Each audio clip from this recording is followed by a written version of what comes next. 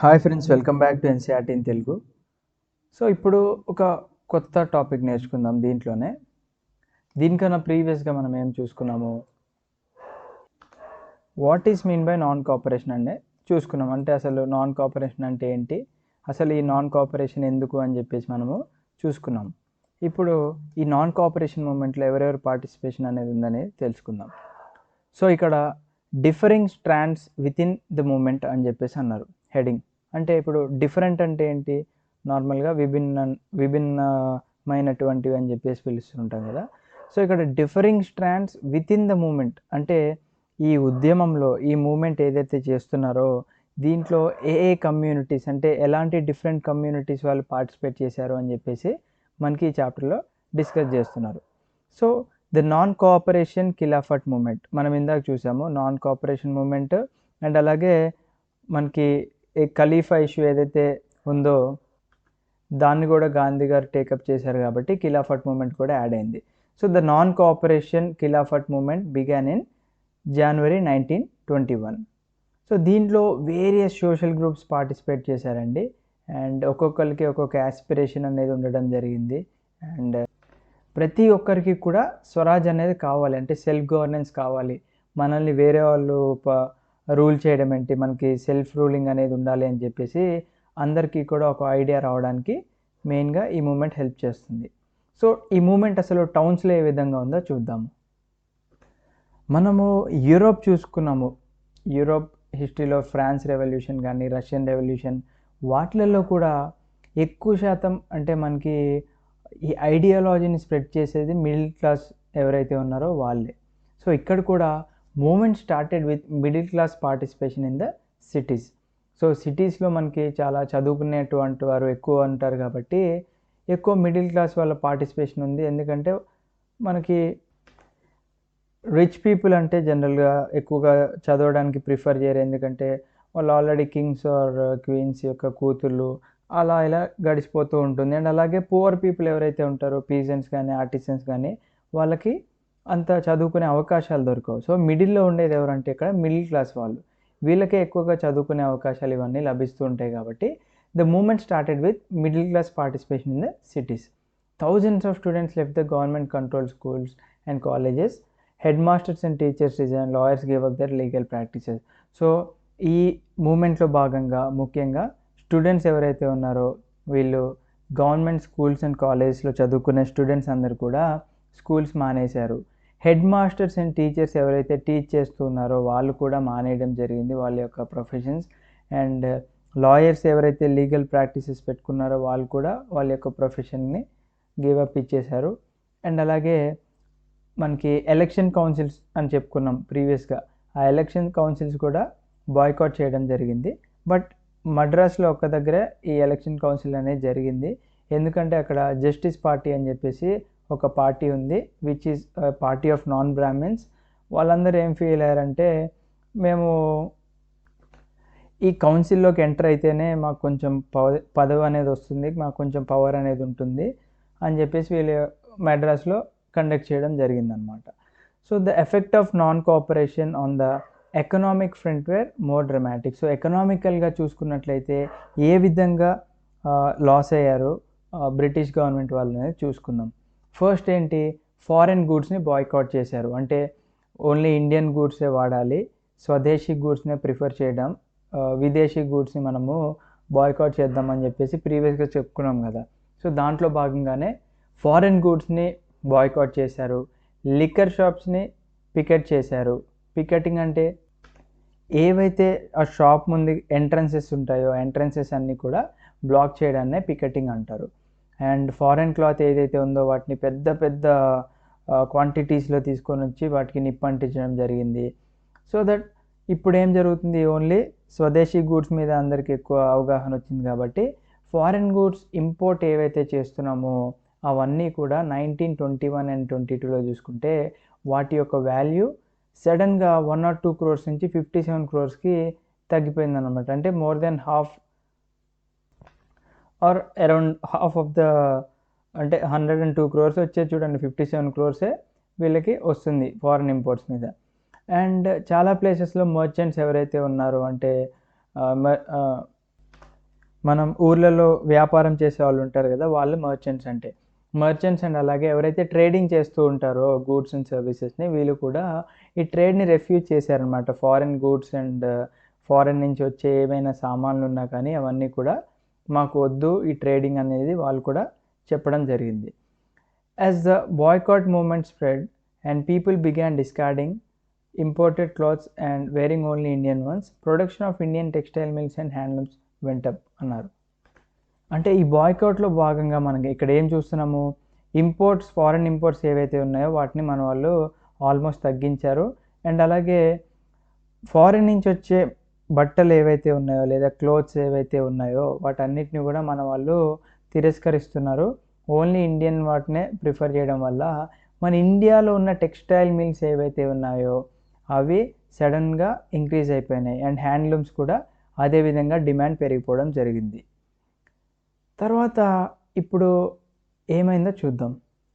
But this movement in the cities gradually slow down for a variety of reasons. So సిటీస్లో ఇప్పుడు మనం చూసాం, ఇదే సిటీలో మూమెంట్ చేశారు, ఇదే సిటీలో మళ్ళీ ఈ మూమెంట్ అనేది తగ్గిపోయిందని చెప్పినారు. ఎందుకు చూద్దాం. Khadi cloth was often more expensive than mass produced mill cloth and poor people could not afford to buy it. So ఇక్కడ ఏమవుతుందంటే మనకి మిల్లు నుంచి తయారయ్యి వచ్చే క్లాత్ ఏదైతే ఉందో అది చాలా చీప్గా రావడం జరుగుతుంది. బట్ ఇక్కడ ఖాదీ క్లాత్ ఏదైతే వీళ్ళు యూజ్ చేస్తున్నారో అది చాలా ఎక్స్పెన్సివ్ అనమాట. అంటే మనకి మిల్లో తయారయ్యి వచ్చే క్లాత్ కన్నా అది కొంచెం రేట్ ఎక్కువ అనమాట. సో ఎవరైతే పూర్ పీపుల్ ఉన్నారో అది ఎఫోర్డ్ చేయలేరు కదా, అంటే కొనడానికి వాళ్ళకి డబ్బులు సరిపోవు కదా. సో వీళ్ళు ఇంకా ఎంతకాలము అని ఈ బాయ్కాట్ అనేది చేస్తారు అని చెప్పేసి అడుగుతాను మనల్ని. అంటే ఎక్కువ కాలం బాయ్కాట్ చేయడం వల్ల వీళ్ళకే లాస్ అని చెప్పేసి వీళ్ళకి అర్థమైంది. Similarly the boycott of British institutions posed a problem. For the movement to be successful, alternate Indian institution had to be set up so that they could be used in the place of the British ones. So ఇందాక ఏం చెప్పుకున్నాం మనము, British institutions ఏవైతే ఉన్నాయో వీటిల్లో నుంచి అందరు జనాలు బయటికి రావడం చూసాం మనం, స్కూల్స్ కానీ కాలేజెస్ అండ్ ఆఫీసెస్ ఇవన్నీ కూడా. మరి బయటికి వచ్చి మేము ఇంకా ఎంతకాలం అని బయట బతికుండాలి, మాకు కూడా ఒక సోర్స్ ఆఫ్ ఇన్కమ్ అనేది జనరేట్ అవ్వాలి కదా అని చెప్పేసి వీళ్ళు ఏమనుకున్నారు, మీరు దాని నుంచి బయటికి రమ్మన్నారు, ఓకే బాగానే ఉంది, మరి మాకు ఆల్టర్నేట్ ఏమైనా చూపించాలి కదా, అంటే ఇండియన్ ఇన్స్టిట్యూషన్స్ ఏమైనా చూపిస్తేనే కదా మేము దాంట్లో వర్క్ చేయడానికి సిద్ధంగా ఉండేదని చెప్పేసి వీళ్ళు కూడా వెనకడుగు వేయడం జరిగింది. సో స్టూడెంట్స్ అండ్ టీచర్స్ ఎవరైతే ఉన్నారో వీళ్ళు కూడా మళ్ళీ back to schools and colleges, and అలాగే లాయర్స్ ఎవరైతే ఉన్నారో వీళ్ళ ప్రొఫెషన్స్ వదిలేసి వచ్చారో మళ్ళీ వీళ్ళు కూడా మళ్ళీ గవర్నమెంట్ కోర్ట్స్లో పనిచేయడం స్టార్ట్ చేశారు. సో ఇది సిటీస్ అండ్ టౌన్స్. నెక్స్ట్ వచ్చేసి కంట్రీ సైడ్ చూసుకుందాం. కంట్రీ సైడ్ అంటే ఊర్ల వైపులో ఎలా ఉంది, అంటే విలేజెస్ సైడ్స్లో ఎలా ఉందో ఒకసారి చూసుకుందాం. From the cities the non cooperation moment spread to the country side. So ఒక దగ్గర మనకి ఏమన్నా సిటీలో ఏమన్నా విషయం జరిగిందంటే అది చిన్నగా టౌన్స్కి అండ్ అలాగే విలేజెస్కి పాకుతూ ఉంటుంది. అదేవిధంగా ఈ నాన్ కోఆపరేషన్ మూమెంట్ ఏదైతే ఉందో ఇది చిన్నగా మనకి విలేజెస్ దాకా వెళ్ళిపోయింది అనమాట. It Drew into its fold the struggles of pigeons and tribals which were developing in different parts of India in the years after the war. So it Drew into its fold అని ఉంది కదా, into its fold అంటే ఇది ఒక idiom. దీని యొక్క meaning ఏంటంటే ఏదైనా ఒక గ్రూప్ని వెల్కమ్ చేయడం అనమాట. గ్రూప్ ఆఫ్ పీపుల్ ఎవరైతే ఉన్నారో వాళ్ళని వెల్కమ్ చేయడం. So it Drew into its fold the struggles of pigeons and tribals which were developing in different parts of India in the years after the war. అంటే యుద్ధం జరిగిన తర్వాత అండ్ యుద్ధం జరుగుతున్న టైంలో కూడా పీజన్స్ అండ్ ట్రైబల్స్ ఎవరైతే ఉన్నారో విలేజెస్లో వీళ్ళు చాలా ప్రాబ్లమ్స్ ఫేస్ చేస్తూ ఉన్నారనమాట. చాలా స్ట్రగ్లింగ్ అనేది చూస్తూనే ఉన్నాం. అండ్ వార్ అయిపోయిన తర్వాత కూడా వీళ్ళ జీవితాలు ఏమన్నా బాగుపడతాయి అనుకున్నారు కానీ అది బాగుపడడం లేదు. అందుకనే it Drew into its fold అంటే ఈ నాన్ కోఆపరేషన్ మూమెంట్ ఏదైతే ఉందో దీంట్లోకి వీళ్ళకు కూడా వెల్కమ్ చెప్పడం జరిగింది. సో ఇన్ అవధ్ అంటే ఇప్పుడు ప్రెజెంటే ఉన్న ఉత్తరప్రదేశ్లో pigeons were led by Baba Ramachandra. So రైతులు ఎవరైతే ఉన్నారో వీళ్ళని లీడ్ చేసింది ఎవరు అంటే వీళ్ళకి లీడర్లా వ్యవహరించింది ఎవరు అంటే బాబా రామచంద్ర. ఈయన ఒక సన్యాసి.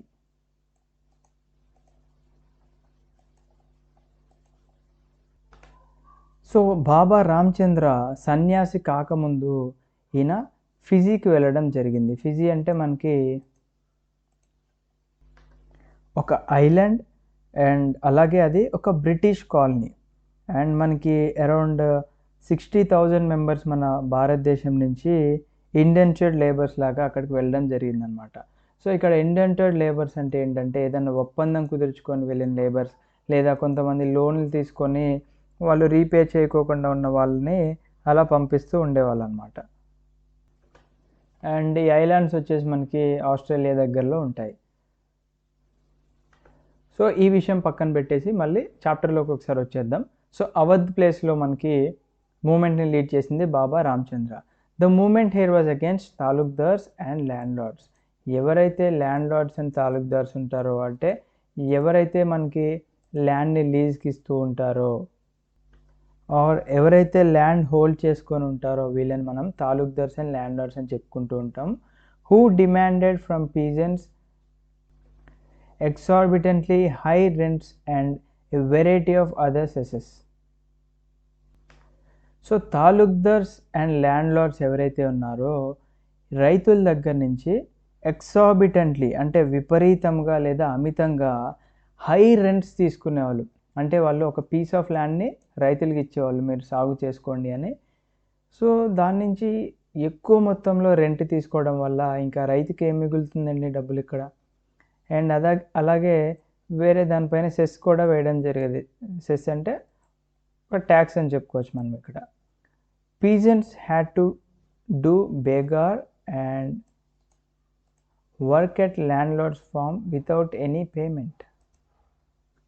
సో ఎవరైతే ల్యాండ్ లార్డ్ వీళ్ళకి ల్యాండ్లు ఇస్తున్నారో వీళ్ళ ఇంట్లల్లో ఈ రైతులు ఎవరైతే ఉన్నారో వీళ్ళు డబ్బులు లేకుండా పని చేయాల్సిన పరిస్థితి కూడా వచ్చిందనమాట. అంటే ఫోర్స్ఫుల్గా వాళ్ళతో పని చేయించుకునే వాళ్ళు అనమాట. అందుకే దాన్ని బేగార్ అని చెప్పేసి పిలుస్తున్నారు.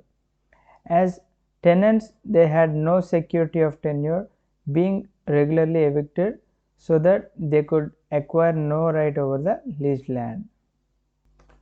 సో యాజ్ టెనెంట్స్ ఇప్పుడు ల్యాండ్ లార్డ్ ఎవరైతే ఉన్నారో వాళ్ళు ల్యాండ్ ఇస్తూ ఉంటారు. టెనెంట్స్ ఎవరు?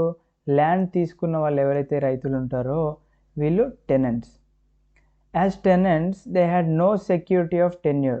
ఇప్పుడు ఒక ల్యాండ్ ఇచ్చిన తర్వాత దాన్ని ఇంత పర్టికులర్ టైం వరకు మీరు మీ దగ్గర అంటే ఉండొచ్చు అని చెప్పేసి ఇక్కడ రూల్ ఏం లేదనమాట. బీయింగ్ రెగ్యులర్లీ ఎవిక్టెడ్ అంటే ఇక్కడ ఎవిక్టెడ్ అంటే ఏంటి?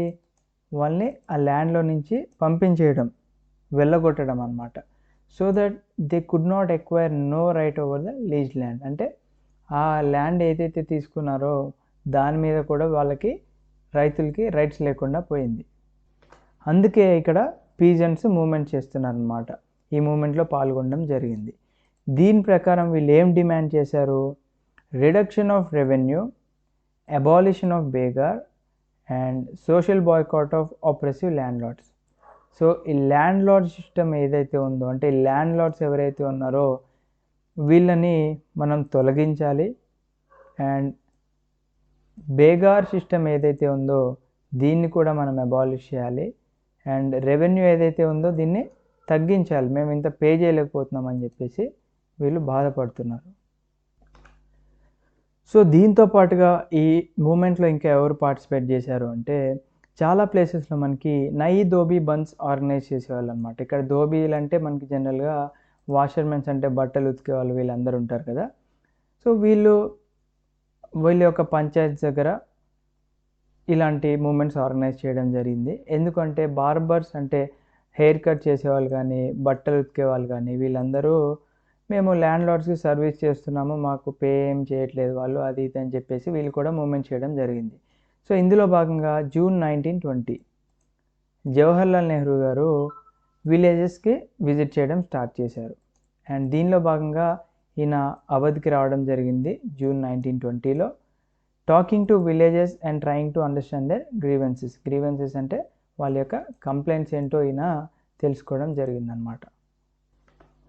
3 నెలల తర్వాత బై అక్టోబర్ వచ్చే నాటికి అవధ్ కిసాన్ సభ అంటే అవధ్లో ఈయన విజిట్ చేశారు కాబట్టి అవధ్ కిసాన్ సభ అని చెప్పేసి ఒక సభను స్టార్ట్ చేయడం జరిగింది.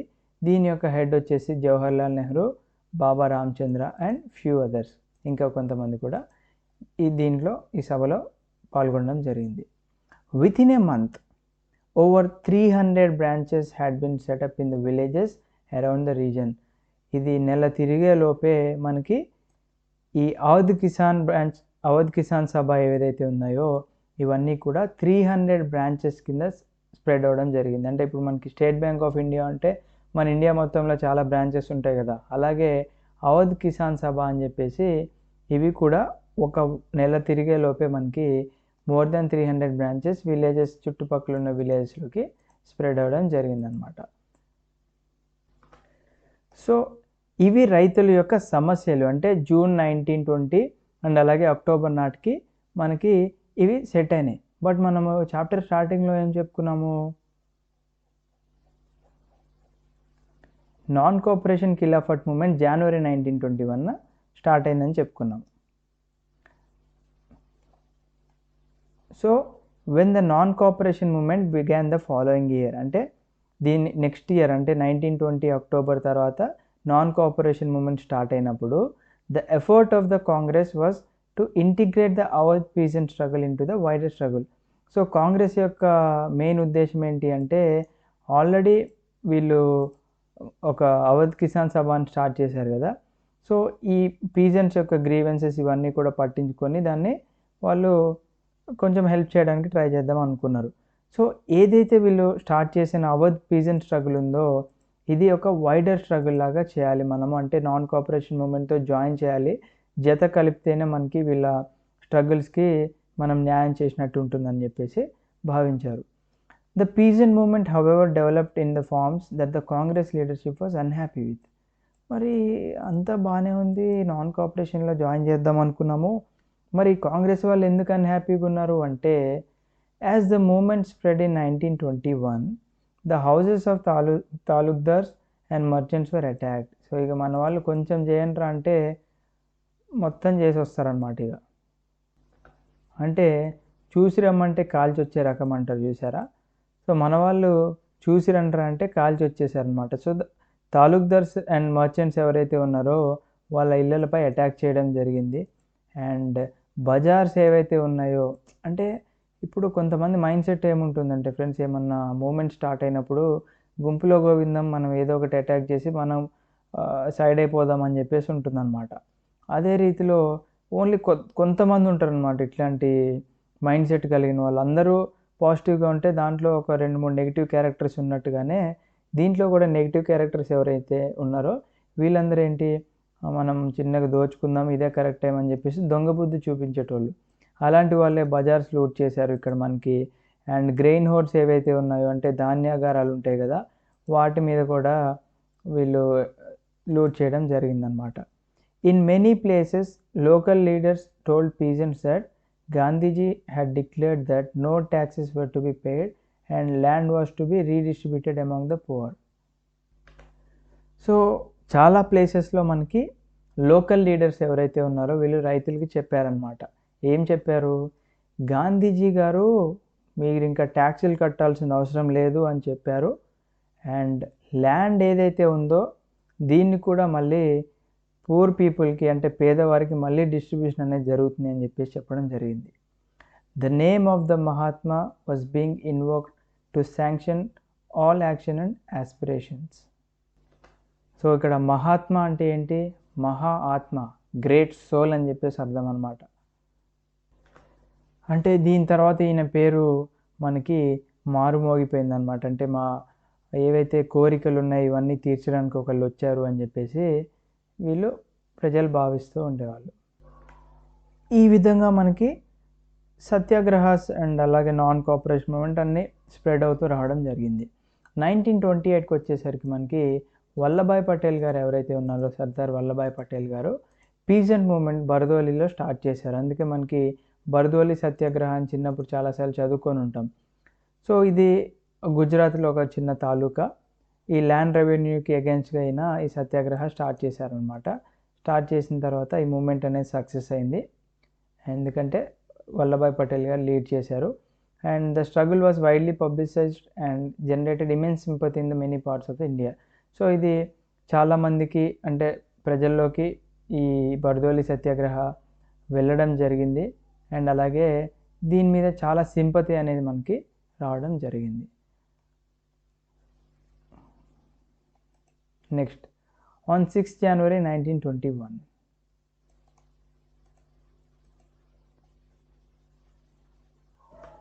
ద పోలీస్ ఇన్ యునైటెడ్ ప్రొవిన్సెస్లో పోలీసులు ఏం చేశారంటే పీజెంట్స్ మీద ఫైర్ చేయడం జరిగింది. ఎక్కడ? నియర్ రేబరేలీ అంటే ఇప్పుడు ప్రజెంటే ఉత్తరప్రదేశ్లో. సో యునైటెడ్ ప్రొవిన్స్నే మనకి ఉత్తరప్రదేశ్ కింద మార్చడం జరిగింది నేమ్.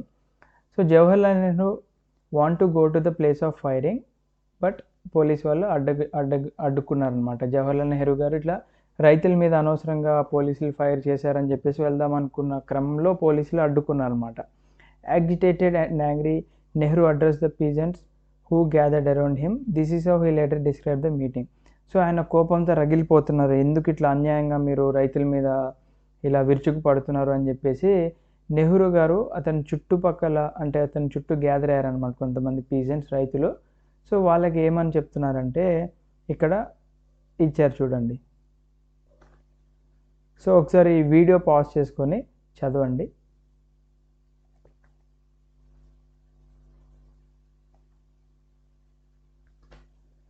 సో ట్రైబల్ పీజెంట్స్ అంటే మనకి ట్రైబల్ ఏరియాస్లో ఎవరైతే ట్రైబ్స్ ఉన్నారో రైతులు, వాళ్ళు గాంధీ గారు మనం ప్రీవియస్ చాప్టర్లో చెప్పుకున్నాం కదా, వై నాన్ కోఆపరేషన్లో గాంధీ గారు ఏమని సందేశం ఇచ్చారు అంటే నాన్ కోఆపరేషన్ ఎందుకు అని చెప్పుకున్నాం కదా. ఆ మెసేజెస్ని వీళ్ళు ఇంటర్ప్రిట్ చేసుకొని వీళ్ళ ఐడియా ఆఫ్ స్వరాజ్ కింద మార్చుకోవడం జరిగిందనమాట. బట్ ఇది ఒక డిఫరెంట్ వేలో. జనరల్గా గాంధీ గారు నో వైలెన్స్ అని చెప్పన్నారు కదా. సో గూడెం హిల్స్ ఆఫ్ ఆంధ్రప్రదేశ్లో ఉన్న గూడెం హిల్స్లో a militant guerrilla movement start అయిందనమాట. Early 1920s, not a form of struggle that the Congress could approve. ఎందుకంటే కాంగ్రెస్ వాళ్ళు ఏంటి, ఐఎన్సీ వాళ్ళు ఏమనుకున్నారు, పీస్ఫుల్గా జరగాలి ఈ ప్రొటెస్ట్ అనేది అని అనుకున్నారు. బట్ ఇది ఒక గెరిల్లా మూమెంట్ అనమాట. కర్రలు పట్టుకొని, బాణాలు పట్టుకొని, తుపాకీలు పట్టుకొని ఈ విధమైన స్ట్రగుల్ అనేది మనకొద్దు, ఈ విధమైన రివోల్ట్ మనకొద్దు అని చెప్పేసి మన కాంగ్రెస్ చెప్తుంది. సో దీంతో పాటుగా వేరే ఫారెస్ట్ రీజన్స్లో మనకి వాళ్ళ యొక్క ప్రాబ్లమ్స్ ఏంటో చూద్దాం. సో వేరే ఫారెస్ట్ రీజన్స్లో the colonial government has closed large forest areas. So large forest, పెద్ద పెద్ద ఫారెస్ట్ ఏరియాస్ని కొలోనియల్ గవర్నమెంట్ అంటే బ్రిటిష్ గవర్నమెంట్ వాళ్ళు క్లోజ్ చేయడం జరిగింది. అండ్ జనాలకు కూడా, కామన్ పీపుల్ ఎవరైతే ఉన్నారో వాళ్ళకు కూడా ఎంట్రీ అనేది ఇవ్వట్లేదు అనమాట. ఎందుకంటే మీరు ఒకసారి ఈ వీడియో చూసే ముందు ఫ్రెండ్స్, నా రిక్వెస్ట్ ఏంటంటే మీరు ఒకసారి 9th క్లాస్ హిస్టరీ చూడండి ఖచ్చితంగా, తర్వాత ఇది చూడండి. ఎందుకంటే 9th క్లాస్ హిస్టరీలో కూడా యూరోప్లో కూడా సేమ్ ఇలాంటి సిచ్యువేషన్సే వచ్చాయన్నమాట. ఎందుకు అంటే అక్కడ కూడా ఫారెస్ట్ ఏరియాస్ ఏవైతే ఉన్నాయో వాటిని క్లోజ్ చేయడం జరిగింది. అండ్ జనాలకి ఎంట్రీ ఇచ్చేవాళ్ళు కాదు, ఎందుకంటే వాళ్ళ యొక్క క్యాటిల్ అంటే ఆవులు, గేదెలు లేదా గొర్రెలు, మేకలు వాటి కాసుకునే వాళ్ళు ఉంటారు కదా, గొర్రెల కాపర్లు, వాళ్ళందరూ గడ్డి తినేస్తాయి అని చెప్పేసి ఎంట్రీ ఇచ్చేవాళ్ళు కాదనమాట. సో అది మీకు నేను చాలా క్లియర్గా ఎక్స్ప్లెయిన్ చేశాను, చూడండి. Or to collect fuel wood and fruits, అంటే వీళ్ళు వంట వండుకోవడానికి కర్రలు కానీ లేకపోతే ఫ్రూట్స్ అండ్ వెజిటేబుల్స్ కలెక్ట్ చేసుకుంటారు అని చెప్పేసి ఎంట్రీ ఇచ్చేవాళ్ళు కాదనమాట. So this enrage the hill people. So hill ఏరియాస్లో ఉన్న పీపుల్ని ఎంరేజ్ చేసింది, అంటే వాళ్ళని కోపంతో రగిలిపోయేలా చేసింది అనమాట ఈ యొక్క ఇన్సిడెంట్.